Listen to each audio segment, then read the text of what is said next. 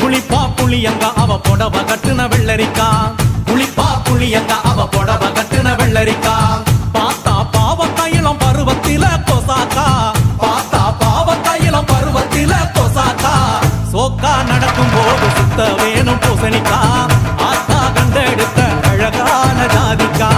புளிப்பா புளியங்க அவ புடவ கட்டுன வெள்ளரிக்கா புளிப்பா புளியங்க அவ புடவ கட்டுன வெள்ளரிக்கா